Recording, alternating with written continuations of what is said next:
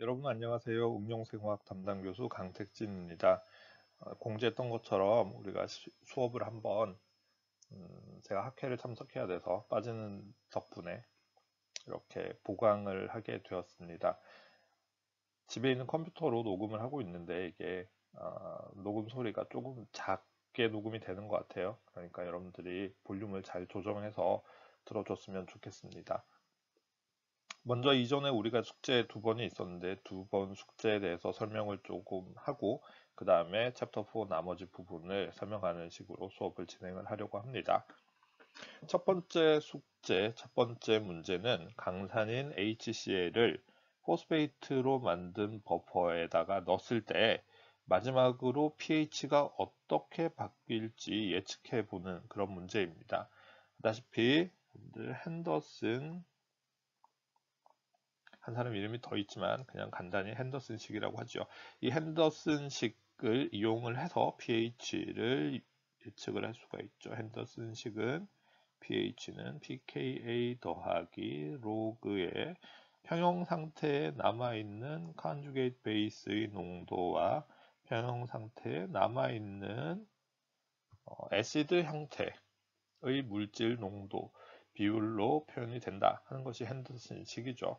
자, 이 식을 이용을 하면은 pKa를 알고 있는 물질의 pH를 조정하기 위해서 이 두 개의 물질을 어떻게 섞어줘야 되는지, 그리고 평형 상태에서 이 두 물질의 비율이 바뀜에 따라서 pH가 어떻게 바뀌게 되는지 등등을 예측을 해볼 수가 있죠. 일단 포스페이트 버퍼를 사용한다 그랬을 때 포스페이트는 포스포릭 애시드 그다음에 프로톤이 하나 떨어진 거, 두 개 떨어진 거, 그다음에 다 떨어진 거 등이 있지만은 우리가 pH 7에서 버퍼링을 하기 위해서는 이 두 개의 화학 종이 평형 상태에 있는 형태로 버퍼를 만들어 줘야 되죠. 그리고 버퍼의 농도를 이야기할 때 이 두 화학종의 농도 합을 버퍼의 농도로 이야기한다고 그랬습니다. 그래서 문제는 세 가지가 있었지만 일단 한 가지에 대해서 즉 pH 7인 그리고 포스페이트의 농도가 50인 경우에 대해서 한번 봅시다. 여기 엑셀 차트로 제가 풀어놨는데요. 결국은 아까 그 핸더슨 하셀바흐 이퀘이션을 이용을 해서 푸는 게 되겠습니다.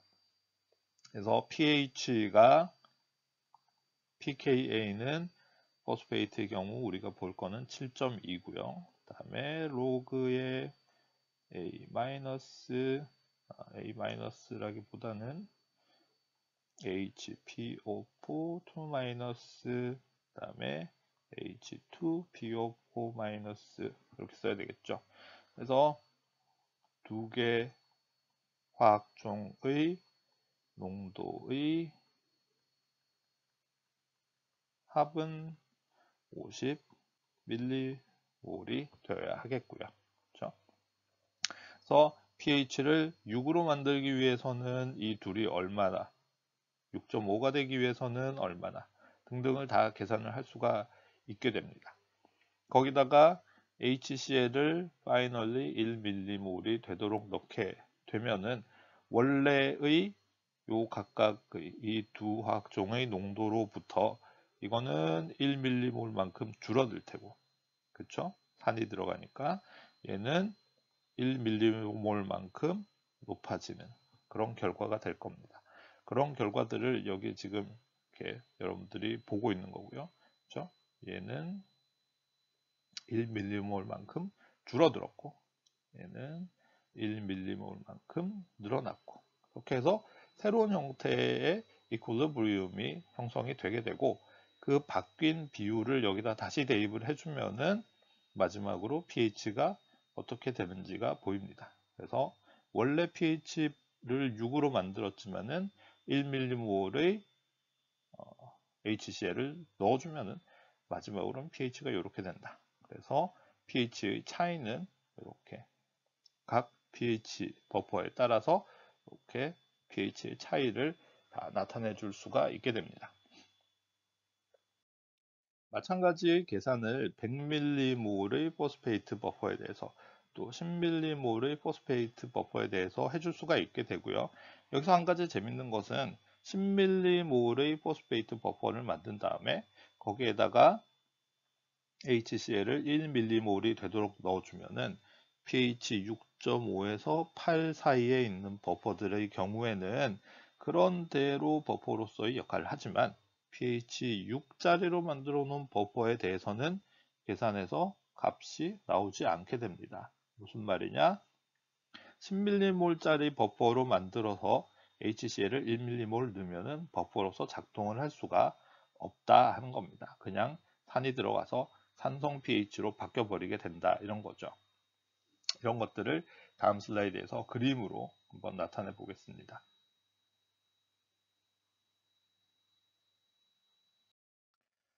문제는 1번, 2번으로 되어 있지만 사실은 첫 번째 문제에서 계산 다 한 것을 2번 문제에서 이제 플롯만 해보면 되겠습니다.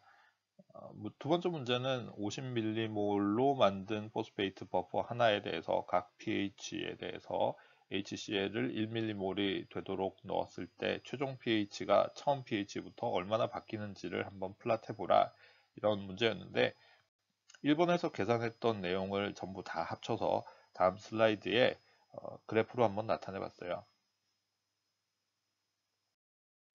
일단 문제에서 물어본 것은 포스페이트 버퍼를 50mm몰로 만든 버퍼를 사용했을 때 처음 pH에 비교해서 HCl을 넣었을 때 pH가 얼마나 바뀌는지를 보는 건데 보다시피 pH 6일 때에 비해서 pH 5일 때 pH 변화가 더 작죠. 그러니까 버퍼로서 더 잘 작동한다 하는 것을 그래프로 볼 수가 있습니다.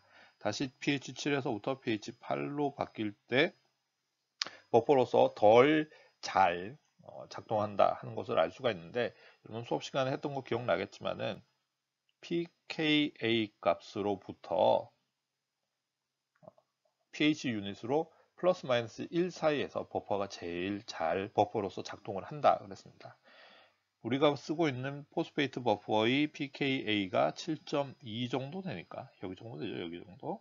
여기 정도 되니까 이 부분에서는 pH 버퍼로서 잘 작동하고 여기서도 물론 약한 pH 버퍼로 작동을 하지만 이들에 비해서는 덜 잘 작동한다 하는 것을 볼 수가 있습니다. 다시 pH 버퍼의 농도를 10m몰라로 한 경우 마찬가지의 경향을 보이죠. pH 7.2 부근에서 잘 작동하고 버퍼로서 그보다 넘어가면 pH 버퍼로서 잘 작동을 하지 못합니다. 특히나 pH 6인 경우는 아예 pH 버퍼로서 작동을 하지 못합니다. 이것은 포스페이트라고 하는 물질 자체의 성질, 즉 pKa도 중요하지만 포스페이트의 농도 역시 버퍼로서 작동하는 데 아주 중요한 역할을 한다 하는 것을 볼 수 있습니다. 그래서 이런 거 두 개를 합쳐서 우리가 버퍼로서 잘 작동할 수 있느냐 하는 스트렝스를 결정하는 요인이다 이렇게 이야기를 할 수가 있습니다. 같은 내용을 우리가 100mm몰의 포스페이트를 봄으로써 알 수 있죠. 보다시피 50m몰에 비교해서 100m몰의 포스페이트 버퍼가 항상 더 버퍼링을 잘 한다 하는 것을 알 수가 있습니다. 다시 한번 이야기하지만 버퍼로서 작동하기 위해서는 적절한 pKa가 있어야 하고요. 그 다음에 또 적절한 농도가 이제 존재해야 한다 하는 것이죠. 수업 시간에도 이야기했지만 포스페이트가 세포 안에서 가장 기본적인 버퍼링 에이전트이긴 하지만 그 농도가 너무너무 낮기 때문에 1mm몰라도 안 되죠.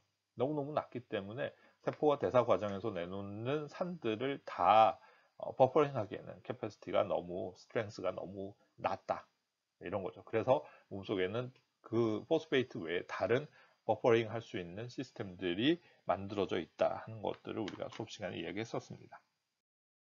두 번째 숙제로 넘어갑시다. 첫 번째 문제는 프로티노제닉 아미노 애시드라고 그랬죠. 단백질을 만들 때 유전 정보로부터 단백질을 만드는 과정에 세포들이 사용할 수 있는 아미노산이 22가지가 현재 알려져 있습니다. 모든 세포가 공통으로 사용할 수 있는 아미노산은 20가지 아미노산이에요. 그런데 특별한 세포들은, 어떤 특별한 생명체들은 그 외에도 한 가지 혹은 두 가지 더 사용해서 전체적으로 볼 때 지금 우리가 알고 있는 생명체가 사용할 수 있는 아미노산 하면 전체적으로는 22가지예요. 근데 그 중에서 모든 생명체가 공통으로 쓸 수 있는 건 20가지다 이런 거죠. 나머지 21가지, 22번째, 21번째, 22번째 아미노산은 뭐냐 교과서에 나와 있지 않으니까 여기 있는 위키피디아를 참조를 해서 보면은 하나는 잘 알려져 있어요. 셀레노시스테인이라고 부르는 거예요. 셀레노시스테인. 풀네임을 내가 깜빡하고 안 썼네요. 여러분 찾아보면 되겠죠. 셀레노시스테인. 요거는 사람들이 21번째, 22번째 잘 모르니까 코드로는 잘 모르는 그런 아미노산인데 여하튼 시스테인이 요게 SH로 돼 있는 거예요. 근데 황 대신에 셀레늄이 들어가 있는 이런 시스테인. 그래서 셀레노 시스테인이라고 부르는 아미노산이 있습니다. 그리고 여기 있는 것은 요만큼을 보면은 요만큼이 아미노산 라이신에 해당하는 아미노산 잔계예요. 그래서 요만큼이 파이롤이라고 부르는 어, 화학종이에요. 그래서 요거 두 개를 붙여서 피롤라이신이라고 하는 22번째 아미노산이 근래에 발견이 됐어요. 그리고 요거는 바이오테크놀로지에서 요거를 코딩하는 시스템은, 요걸 유전 정보를 사용하는 시스템은 아주 유용하게 지금 사용이 되고 있습니다. 두 번째 문제는 일단 알지닌, 프롤린, 아스파테이트 여러분들이 이제 3레터 코드를 읽을 수 있어야겠죠. 이 펩타이드의 구조를 그리고 이 펩타이드의 아이소엘렉트릭 포인트를 예측하는 문제입니다. 자, 먼저 알지닌, 프롤린, 아스파테이트 세 개로 연결되어 있는 펩타이드의 구조를 한번 그려보죠. 특별한 말이 없으면 왼쪽에가 아미노터미너스, 여기에 N터미너스, 그리고 오른쪽이 카복시 C터미너스 라고 부른다고 했습니다. 특별한 이야기가 없으면. 그렇죠? 그 다음에 아르지닌, 프롤린, 아스파테이트의 아미노산 구조는 여러분들이 교과서에서 찾아볼 수가 있을 거고요. 일단은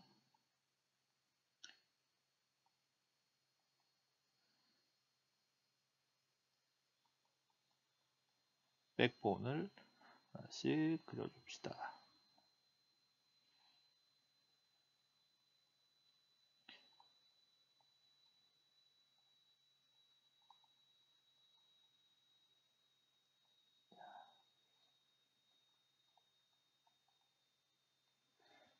일반적으로 그냥 중성 용액에서 아이오나이즈 돼 있다고 생각하고 아미노 그룹은 여기 있는 것처럼 프로톤이 하나 붙어 있고 카복실릭 애시드 쪽은 프로톤이 떨어져 나가 있는 형태로 그리죠. 첫 번째 알지닌의 사이드 체인은 여기가 알파 카본이죠. 여기에서 내려줍시다. 카본이 하나 자꾸 하나 둘 셋 그다음에 NH가 있고 여기 C에 NH2 플러스 NH2 이렇게 되어 있습니다. 여기 알지닌이고요. 아스파테이트는 조금 간단해서 CH2, CO, O 마이너스, O 마이너스. 프롤린이 약간 어려운데 프롤린은 사이드 체인이 갔다가 다시 여기로 오는 거죠. 근데 NH 여기는 8이 하나 없어야 되니까 H는 없애줍시다. 그래서 프롤린이 연결되어 있는 이 펩타이드 바운드에서 보면은 여기는 N에 여기 N에 H가 없다 하는 걸 알 수가 있죠. 자, 이거 지울 수 있다. 네. 이게 그래서 펩타이드의 구조가 되겠습니다. 이거를 이제 간단히 제가 수업 PI를 계산하기 위해서 간단히 요 끝을 여기에 여기 플러스 그 다음에 요 프로톤은 타이틀 오브 프로톤이죠. 그 다음에 얘는 그러면 이렇게 안 되느냐? 이렇게 안 되느냐? 이렇게는 안 된다 이거죠. 이게 이렇게 왔다 갔다 하는 레조넌스 스트럭처를 가지고 있어서 이거는 NH2 형태로 있습니다. 물론 애시드를 왕창 넣어주면은 얘도 이제 프로토네이션이 되겠지만은 여하튼 아르지닌의 사이드 체인에 플러스 차지가 하나 있고요. 프롤린에는 없죠. 프롤린에는 아무것도 없고, 그 다음에 아스파테이트에서는 카복실릭 애시드 쪽에 마이너스 있었고요. 그죠? 여기에 또 사이드 체인에도 마이너스 차지가 하나 있는 이런 상태가 되겠습니다. 자, 이 물질의 아이소일렉트릭 포인트를 구하기 위해서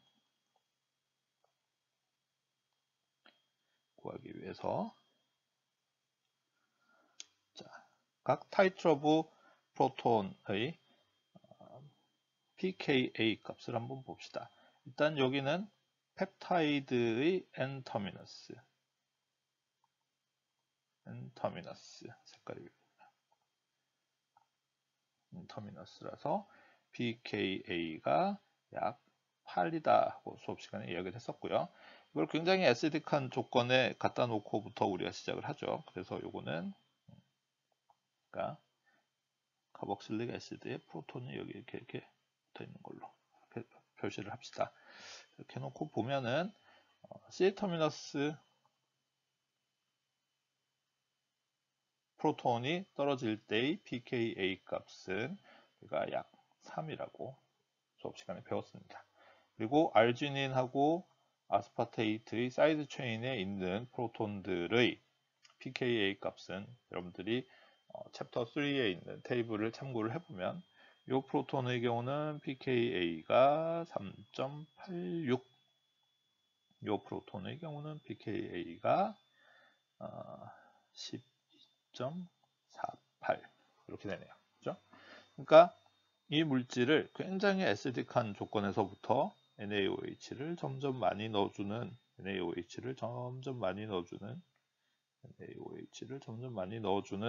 가상의 실험 공간으로 가져와서 보면은 이게 지금 NaOH가 점점 많아진다는 뜻이에요. NaOH 하나도 안 들어가 있는 굉장히 애시딕한 조건에서는 차지가 어떻게 되냐면 플러스 2가 됩니다. 그렇죠? 여기에 플러스 하나, 플러스 둘, 여기는 차지가 없고, 그렇죠? 그 다음에 여기에다가 NaOH를 넣어주면 뭐가 제일 먼저 떨어지나요? 바로 이 프로톤이 제일 먼저 떨어집니다. 프로톤이. 그래서 여기가 마이너스가 되니까 차지가 하나 줄어들어서 플러스 1이 되겠죠. 이게 언제? 이 반응에서의 pKa가 3, 그 다음에 pKa가 3.9 정도 되는 위치를 지나면은 요거 역시 프로톤이 떨어지게 됩니다. 이게 두 번째 프로톤이 떨어지게 됩니다. 그러면은 차지가 여기 마이너스 하나, 여기 마이너스 하나, 여기 플러스 하나, 플러스 하나. 그래서 전체 차지가 0이 되죠. 그 다음에 프로톤이 떨어지는 것은 N-터미너스가 되겠네요. 이게 세 번째로 떨어지는 프로톤. 그리고 pKa는 약 8. 그러면은 차지가 마이너스 1이 되고, 그 다음에 마지막으로 아르지닌 사이드 체인에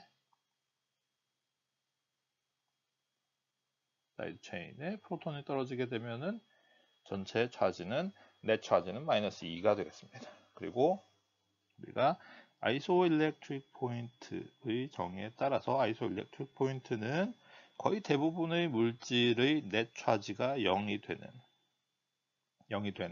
좌우의 평형 반응에 해당하는 pKa 값들의 평균입니다. 그러니까 3.9 더하기 8을 2로 나눈 값이 되겠습니다. 자, 이해되시죠? 혹시 만약에 이해가 안 되시면은 나중에 한번 조교도 안 되면 저한테 물어보세요. 자, 이제 챕터 4 단백질의 3차원 구조에 대해서 계속 이야기를 한번 해봅시다. 지난 시간에 우리가 단백질의 구조에 대한 도입에 대해서 이야기를 했었고요. 단백질이 굉장히 여러 가지 3차원적인 구조를 가질 수 있는데 그 중에서 하나 혹은 몇 가지만 그 단백질의 기능을 할 수 있는 그런 구조라고 했습니다. 그리고 그 구조를 우리가 Native Conformation이라고 그랬었죠. 그러니까 이 Native Conformation은 사실상 단백질의 3차원적인 구조하고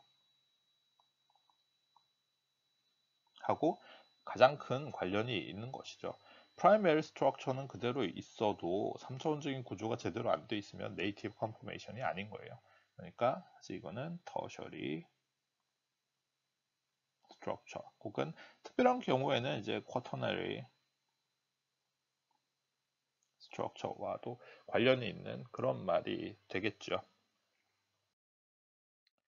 단백질 구조가 너무너무 복잡하기 때문에 이걸 이해하기 위해서는 스트럭처를 크게 네 가지로 쪼개서 본다고 그랬습니다. 복습하자면 프라이머리 스트럭처는 폴리펩타이드 체인 속에 있는 아미노산의 서열, 시퀀스에 해당한다고 그랬었고요. 세컨더리 스트럭처는 부분에서 발견되는 로컬 스트럭처예요. 가장 유명한 것이 알파 헬릭스와 베타 쉿 스트럭처가 있었죠. 이것들이 어떻게 이런 모양들을 가지게 된다고 그랬었죠?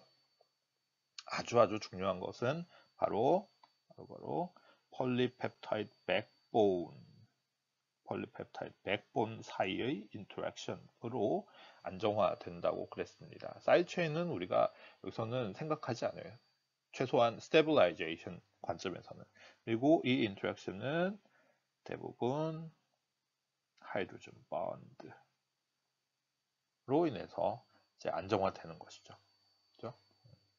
그 다음에 터셔리 스트럭처는 모든 아톰들이 공간에서 어떻게 배열되어 있는지를 설명하는 것이고요. 쿼터너리 스트럭처인 경우에는 특히 단백질이 여러 개의 폴리펩타이드 체인이 모여서 만들어져 있는 경우에 그 폴리펩타이드 체인들 사이의 인터랙션을 이해할 때 우리가 쿼터너리 스트럭처를 정의를 한다라고 그랬습니다. 파이브 프로틴, 글로뷸러 프로틴들에 대해서는 여러분들이 계속 교과서를 참조를 해서 특징들을 알아봐 주면 되겠고요. 자, 오늘 이야기할 터셔리 스트럭처. 터셔리 스트럭처는 사이드 체인을 이제는 포함을 하는 거죠. 우리가 세컨더리 스트럭처 이야기를 할 때는 사이드 체인은 보지 않고 폴리펩타이드의 백본, 그러니까 숙제에서 아까 봤던 것처럼 이렇게 NH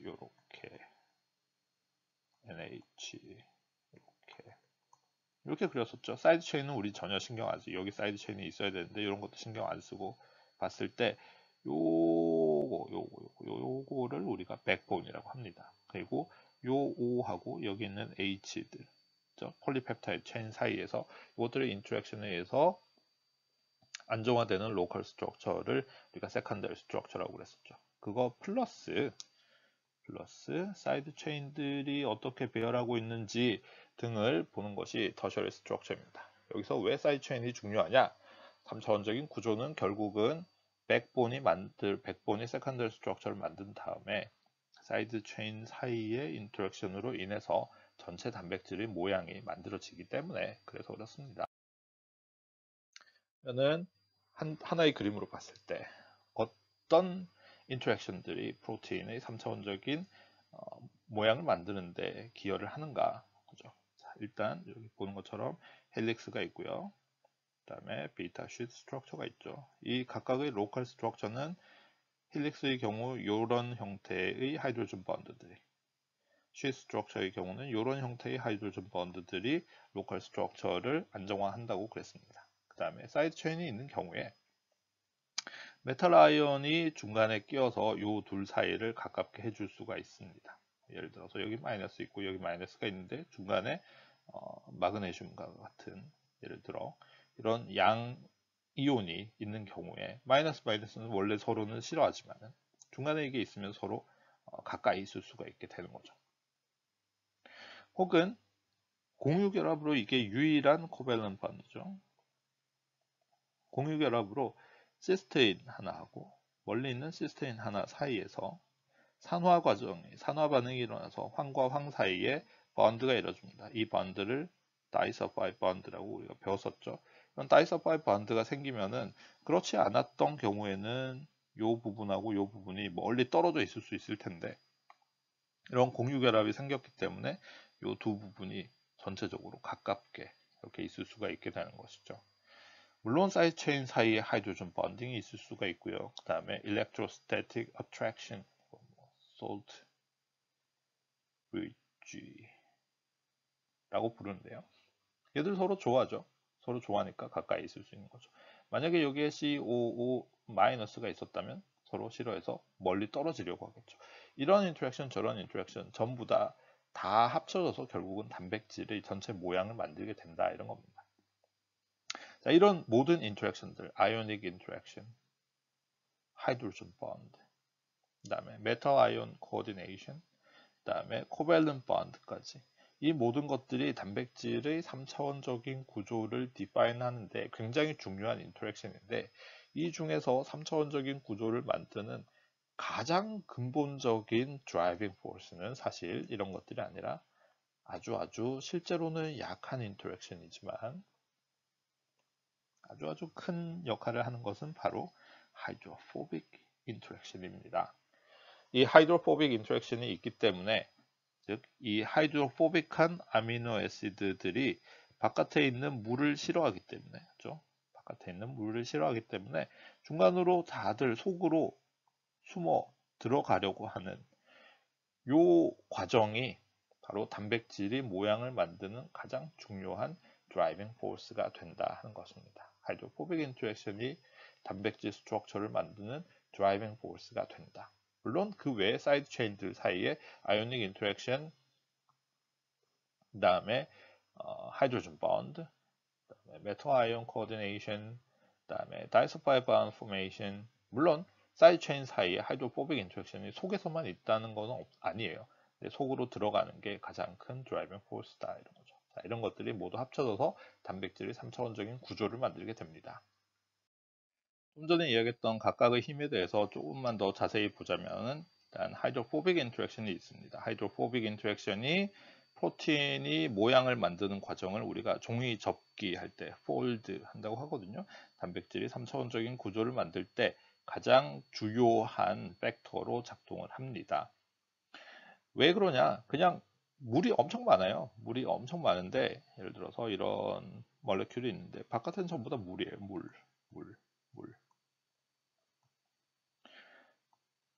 물이 천만 대군이니까 사실 뭐 수천만 대군, 수억 대군이죠.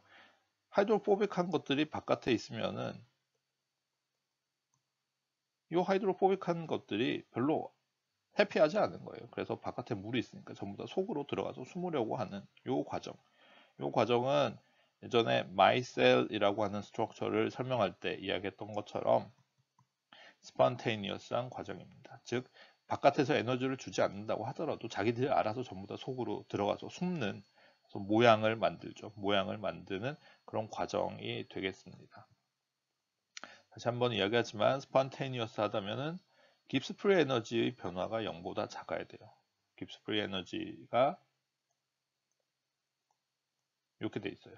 모양을 만든다는 건 엔트로피 면에서 사실 손해를 보는 일이지만 그럼에도 불구하고 이렇게 모양을 만드는 과정이 전체의 에너지적 행복도로 보면은 더 안정한 모양이 되기 때문에 이런 과정이 스판테니어스하게 일어난다 하는 것이죠. 그다음에 다른 인터랙션은 non-covalent, 그 다음에 covalent 인터랙션 두 개로 볼 수 있겠고요. covalent 인터랙션은 제일 유명한 것이 바로 시스테인과 시스테인 사이에 만들어지는 다이서파이 본드입니다. 그 외에 non-covalent 인터랙션에는 하이드로전 본드 있을 거고요. 물론 하이드로전 도너와 억셉터 있어야 되겠죠. 그 다음에 하이드로포빅 인터랙션도 역시 가능합니다. 일렉트로스태틱하게 서로 당길 수도 있고 서로 밀어낼 수도 있어요. 서로 당기고 밀어내는 것들이 모두 합쳐져서 단백질의 특별한 모양을 만드는 데 기여를 한다. 자, 그러면은 일단 단백질의 터셔리 스트럭처를 우리가 좀 더 보기 전에 이 터셔리 스트럭처를 보려면 누군가 만들어야 되는 거죠. 그 만드는 것은 어떻게 만드느냐? 실험적으로 크게 두 가지 방법이 현재 사용이 되고 있습니다. 한 가지는 크리스텔, 고체 상태의 크리스텔을 이용하는 엑스레이 크리스탈로그래피라고 하는 방법이 있고요. 그다음에 단백질을 용액 내에, 물과 같은 용액 내에 넣어둔 상태로 측정할 수 있는 Two-Dimensional Nuclear Magnetic Resonance NMR이라고 하는 과정이 있어요. 이 두 가지 실험 방법을 이용을 해서 단백질의 3차원적인 구조를 얻을 수가 있고요. 많은 사람들이 이 3차원적인 구조를 얻은 다음에 대중들에게 공개해서 공부하는 데 사용할 수 있도록 하고 있습니다. 이 그림은 여기 있는 게 바로 이게 단백질을 결정으로 만들어 놓은 거예요. 여러분 뭐 소금 결정 이런 것들은 그림에서 많이 봤겠지만 단백질 결정이 이렇게 뭐 이쁘게 생겼어요. 이걸 엑스레이를 이용을 해서 회절이라고 하는 데이터를 얻고 그로부터 다시 3차원적인 아토մ들의 분포를 이렇게 그림으로 나타낼 수가 있습니다.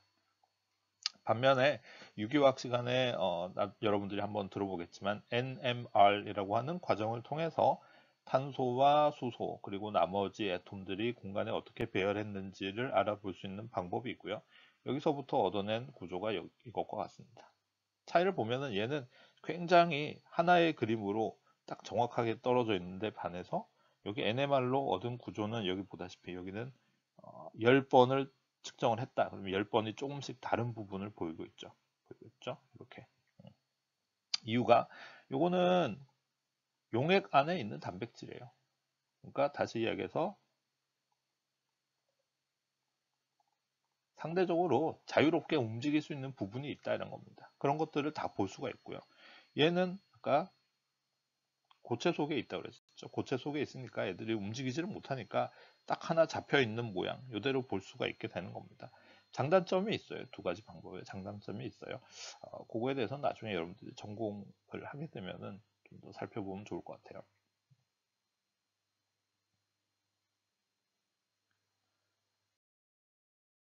단백질의 3차원적인 구조를 이해할 수 있었던 처음 단백질 중에 하나가 이 마이오글로빈이라고 하는 단백질이에요.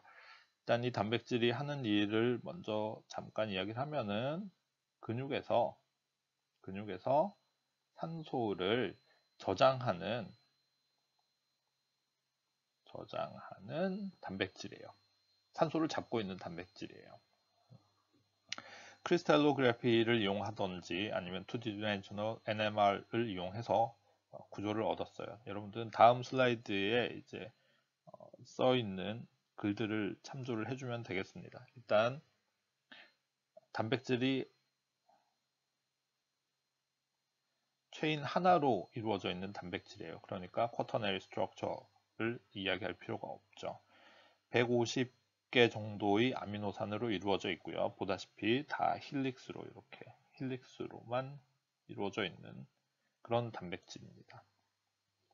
이 중간에 이런 특별한 이런 케미컬 그룹이 하나 붙어 있어요. 이거를 우리가 힘이라고 부르는데 철을 가지고 있는 단백질에 포함되어 있지 않은 단백질과는 별개의 독립된 분자예요. 그런데 이 단백질과 이 프로틴에 해당하는 마이오글로빈과 힘이 둘이 같이 붙어 다니면서 작동을 하게 됩니다. 그런 의미에서 힘을 우리가 그러니까 의족과 같은 것들을 우리가 프로스테릭이라고 부르는데 힘을 프로스테릭 그룹이라고 부릅니다. 그래서 이 프로스테릭 그룹과 프로틴 부분 두 개가 합쳐져서 기능을 하는 단백질로 작동하는 그런 예죠. 수업 시간에 봤던 파이몰이라고 하는 소프트웨어를 이용을 해서 같은 스트럭처를 다시 한번 봤어요. 보면은 보다시피 물론 여기 이렇게 힐릭스가 아닌 부분도 있지만 거의 대부분은 이렇게 힐릭스로 여러 개의 힐릭스로 이루어진 단백질이고요. 힘이 여기에 이렇게 들어가 있는 것을 볼 수가 있습니다. 힘이 이렇게 들어가 있어요. 힘이 정확히 여기에 여기도 아니고 여기도 아니고 여기도 아니고 정확히 저기에 이제 들어가서 자리를 하고 있는 거죠. 그리고 힘이 반드시 작동을 하려면 마이오글로빈이 작동을 하려면 반드시 필요합니다. 힘이 왜 저기에 들어가 있을까? 수업 시간에 잠깐 이야기했었는데 앞에 프로틴 스트럭처에서부터 일렉트론이 존재할 가능성들을 고려해서 단백질의 표면을 나타낸 그림이에요. 보다시피 구멍이 숭숭 뚫려 있는 것처럼 보였었지만 실제로는 이렇게 매끈하게 표면이 다 거의 대부분 가득 차 있는 형태로 되어 있고요. 재밌는 것이 이 부분에는 구멍이 이렇게 뻥 뚫려 있는 거죠. 구멍이 뻥 뚫려 있고, 이 녹색이 뭐냐면 카본이에요. 카본. 빨간색이 옥시전, 그다음에 파란색이 나이트로젠이에요. 옥시전. 보면은 거의 카본으로 이루어져 있는, 달리 이야기해서 하이드로포빅한 것들이 많이 들어있는 이런 주머니 같은 구조가 이렇게 있는 거죠. 그래서 이거를 우리가 설명할 때 힘 그룹, 프로스타틱 그룹이라고 부르는 일련의 케미컬 그룹들 중에 한 가지에 해당하는 거죠. 이것이 하이드로포빅 포켓에 이렇게 들어가서 박혀 있는 그런 구조를 가지고 있다. 이렇게 3차원적인 구조를 해석할 수가 있겠습니다. 실제로는 앞에 있는 것들은 자, 여기 다시 요 녹색, 파란색, 빨간색은 전부 다 백본에 해당하는 거예요. 백본에 해당하는 겁니다. 그 다음에 여기에 내가 다시 나타낸 것은 요 노란색들은 사이드 체인 중에서 하이드로필릭한 것들을 나타냈고요. 여기 하얀색은 사이드 체인들 중에서도 하이드로포빅한 것들을 나타낸 거예요. 보다시피 어때요? 표면은 단백질을 큰 동그라미, 구형이라고 했을 때 표면은 하이드로필릭하고 그다음에 여러분들이 속은 사실 잘 보기는 어렵지만은 움직일 수 있는 소프트웨어면 보여줄 수 있겠지만은 속은 인사이드는 하이드로포빅한 것들이 일반적으로 들어가 있더라 하는 거죠. 왜 그러냐? 앞에서도 한번 이야기했지만 하이드로포빅한 것들은 물이 무섭기 때문에 이 바깥은 전부 다 물이거든요. 바깥은 전부 다 물이죠. 바깥은 물이죠. 물이 있으니까 이것들이 무서워서 속으로 들어가는 거죠. 그리고 이게 단백질이 단백질의 모양을 만드는 드라이빙 포스가 된다. 메이저 드라이빙 포스다라는 걸 이야기를 했었죠. 그러니까 이거는 아주 제너럴하게 이야기해서 속에는 하이드로포빅한 것들이 많이 있고 바깥에도 물론 하이드로포빅한 것들이 없는 건 아니지만 하이드로필릭한 거에 비해서 훨씬 조금 존재하는 그런 전체적인 모양을 가지고 있다. 특히 하이드로포빅한 이런 파켓이 있어서 거기에 힘 그룹이 들어가 있다. 그런 이야기들을 했던 거고요. 힘 그룹은 왜 하이드로포빅한 파켓에 들어가느냐? 힘 그룹이 실제로는 이렇게 생겼어요. 여기는 이렇게 생겼어요. 이렇게. 보면은 거의 대부분 CH로 이루어져 있죠. CH로. 그리고 중간에 이렇게 이가의 철 이온이 하나 박혀 있는 형태고요. 보면은 하이드로필릭한 데라고는 여기 두 개 있는 카복실릭 애시드 두 개밖에 없고 전부 다 하이드로포빅한 그런 물질이에요. 얘가 엄청 하이드로포빅하니까 하이드로포빅한 레지듀들로 만들어져 있는 하이드로포빅 파켓에 하이드로포빅 인터랙션을 통해서 정확히 들어가서 그 자리에 이제 존재할 수가 있게 되는 거죠. 보다시피 이렇게 딱 들어가 있는 거예요. 하이드로포빅한 포켓에 하이드로포빅한 힘 그룹이 들어가 있어요. 그러면 여기 카복실릭 애시드는 뭐냐? 마치 걸쇠처럼, 그죠? 이게 속으로 너무 쑥 들어가도 안 되니까 적절한 위치에 있기 위해서 걸쇠처럼 여기 딱 걸리게 이런 작동을 하고 있네요. 재밌는 그런 구조를 하고 있습니다. 다시 이야기하지만 군데군데 이렇게 조그만 이제 틈 같은 것들이 보이긴 하지만 이렇게 큰 하이드로포빅한 틈은 사실 단백질에서 쉽게 찾아볼 수 있는 구조는 아니에요. 이제 마이오글로빈이 실제 산소를 어떻게 잡고 있을 수 있는지에 대해서 한번 봅시다. 산소가 실제 결합하는 부위는 힘이에요. 힘 중에서도 특히 철이에요.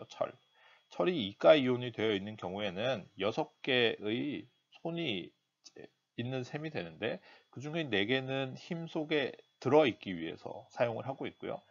나머지 2개 손 중에 하나는 하이드로포빅 파켓에 들어갔을 때 바로 옆에 있는 단백질에서 마이오글로빈의 일부분이죠. 사이드 체인에 있는 히스티딘의 질소하고 이렇게 결합을 하고 있어요. 그러니까 철 이가 이온 입장에서는 손이 하나 이렇게 남아있는 셈이죠. 요 손을 누가 잡느냐? 요 손을 누가 잡느냐? 바로 산소가 잡는다. 이런 겁니다. 그러니까 산소는 단백질에 결합하는 것은 아니고요. 실제로는 힘 속의 이가 철 이온에 결합하는 형태다. 이렇게 생각을 하면 되겠습니다. 근데 산소가 이렇게 결합하는 건 좋아요. 이렇게 결합하는 건 좋은데, 보다시피 삐뚤음하게 있죠. 이렇게 평형되게 4개의 손을 잡고 있고 위아래로 잡아야지 튼튼하게 잡힐 텐데, 다시 이야기해서 산소가 이렇게 배열이 돼 있으면은 더 좋을 텐데 실제로는 산소가 2번과 같은 형태로 결합을 한다 이런 거죠. 왜 그러냐? 1번과 같이 결합을 하기 위해서는 바로 옆에 있는 히스티딘이 밀어내기 때문에, 여기에 서로 부딪히기 때문에 1번과 같은 형태로 결합하지 못하고 2번과 같은 형태로 결합을 한다 이런 겁니다. 왜 그럴까? 1번이 훨씬 튼튼하게 결합되는데 왜 단백질을 이렇게 만들었을까? 그 이유는 마이오글로빈이 언젠가는 산소를 내놔야 된다 이런 거죠. 산소를 붙이고만 있으면 의미가 없죠. 필요할 때는 산소를 내놔야 되는 거죠. 산소를 내놓기 위해서는 너무 튼튼하게 잡혀 있으면 내놓기가 어려우니까 잡혀 있긴 잡혀 있되 아주 튼튼하게는 잡혀 있지 않은 이런 형태로 결합을 하게 이미 단백질이 디자인이 되어 있다는 겁니다. 이거 어떻게 디자인했느냐? 여기에 히스티딘이라고 하는 사이드 체인을 하나 존재하도록 단백질이 폴드를 함으로써 이런 산소를 붙였다가 필요할 때는 다시 떼어내는, 이게 왜냐하면 엄청 안정적으로 붙어 있는 게 아니니까 이런 형태의 구조를 만들도록 했다 이런 겁니다. 그렇죠? 그래서 억시전이 힘 그룹의 이가 철이용과 imperfect binding을 하는 이유는 언젠가는 산소를 내놔야 되기 때문에 그렇다 이런 겁니다. 그렇죠? 여기서 이제 질문 하나가 생길 수가 있는데, 그렇다면 실제로 산소가 결합하는 것은 힘 속에 있는 특히 이가 철 이온인데 왜 마이오글로빈이라고 하는 단백질이 꼭 같이 붙어서 다녀야 되느냐 이런 겁니다. 첫 번째, 힘이 왜 필요하냐? 단백질에는 아다시피 철 이가 이온이 없습니다. 그러니까 산소가 실제로는 결합할 수가 없어요. 프로틴 혼자서는 안 돼요. 근데 힘만 그럼 다니면 안 되느냐? 힘만 다니면 철 이가 이온이 쉽게 산화를 해서 3가 이온이 돼버립니다. 그러니까 옆에서 단백질이 있어서 여기에서 히스티딘 요게 imperfect binding을 하도록 도와줬던 것처럼 단백질이 이런 모양을 갖추고 힘을 안정적으로 이가 이온으로 유지될 수 있도록 지켜주고, 실제로 산소는 힘에 결합하고 그런 형태로 마이오글로빈이 산소를 보관했다가 필요할 때 내줄 수 있는 그런 역할을 담당하게 되는 것이죠. 그래서 이 프로스타틱 그룹과 단백질이 항상 합쳐져서 전체의 기능을 보여줄 수가 있게 됐다 이런 겁니다.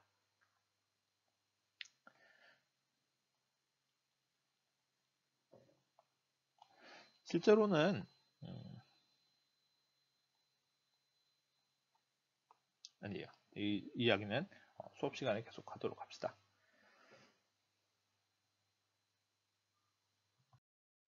생각했던 것보다 많이 이야기를 할 수가 없네요. 그래서 오늘 보강은 여기 정도로 하고요. 다음 시간에는 디내추레이션 부분을 지나서 쿼터너리 스트럭처에 대해서 먼저 이야기를 한 다음에 다시 디내추레이션으로 돌아와서 산업적으로 혹은 여러분들이 사실 실험할 때 이 원리를 사용하고 있기 때문에 좀 더 이야기를 하고 다음 챕터 5로 넘어가도록 하겠습니다. 자, 여러분 수고했습니다.